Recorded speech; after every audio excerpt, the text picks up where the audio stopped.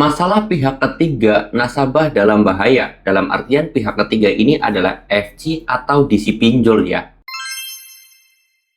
Assalamualaikum warahmatullahi wabarakatuh teman-teman semuanya. Pada kesempatan video kali ini saya ingin membahas tentang masalah pihak ketiga yang mana nasabah dalam bahaya. Dalam artian pihak ketiga ini seperti FC ataupun DC ya teman-teman semuanya, khususnya DC pinjol atau FC pinjol. Oke, di sini saya mau bahas tentang yang namanya bahaya untuk teman-teman semuanya. Karena jujur apa adanya aja, hal yang paling membahayakan dari pinjol itu salah satunya adalah dari DC tersebut atau FC tersebut.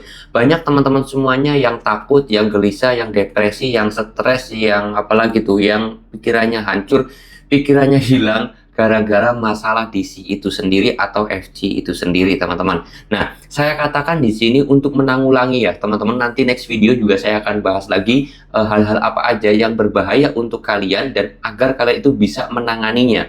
Dan salah satunya di sini saya mau bahas dari sisi DC ataupun FC terlebih dahulu, agar kalian itu bisa menangani satu hal dulu, baru setelahnya nanti akan ada bunga, terus kemudian ada keterlambatan, dan next akan saya bahas, terus kemudian juga masalah negosiasi dan yang lain sebagainya, masalah undang-undang, next pasti akan saya bahas. Tapi di sini saya pengen bahas terlebih dahulu masalah DC, karena masalah DC adalah masalah utama yang paling berbahaya dan sudah terlalu banyak menelan korban, teman-teman.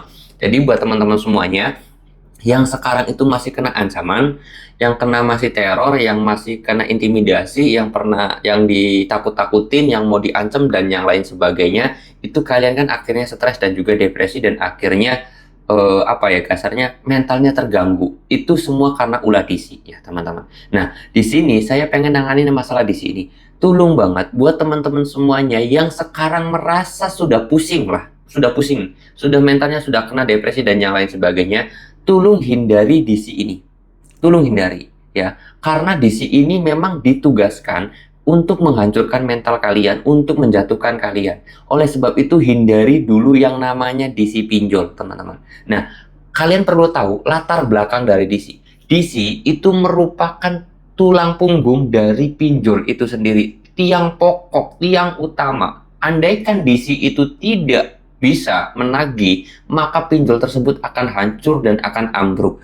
Makanya nggak heran setiap hari DC itu selalu di briefing untuk menakut-nakutin kalian. DC itu selalu di briefing untuk gimana caranya bisa menagih ke nasabahnya. DC itu akan selalu di briefing gimana caranya agar nasabah itu bayar. Itu setiap hari di briefing karena dia adalah tulang punggung pinjol, tiang raksasa pinjol, tiang kegagahan pinjol itu ada pada DC. Kalau DC-nya lemah, DC-nya hancur, DC-nya jelek, maka pinjol tersebut akan ambruk, teman-teman. Jadi nggak heran kalau DC itu yang akan bisa menghancurkan kalian atau dalam tanda kutip membahayakan kalian. Karena kan yang kita sudah tahu di lapangan bahwasanya banyak nasabah yang mentalnya hancur karena DC. Lalu gimana sih Bang caranya agar kita itu terhindar dari yang namanya bahaya DC? Bahaya DC ini dalam artian ya kita depresi kan gara-gara DC, kita stres kan gara-gara DC, itu kan bahaya buat kita ya. Ya, gimana cara menanggulangi itu? Cara satu-satunya adalah kalian itu yang paling aman adalah mengganti nomor atau memutus kontak terhadap DC tersebut.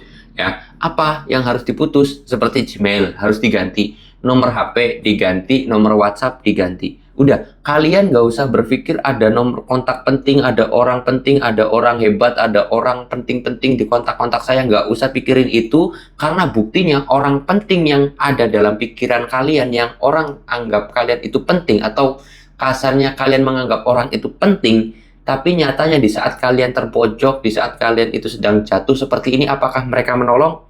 Jawabannya enggak kan? Jadi kalian gak usah mikirin kontak-kontak penting lagi ya.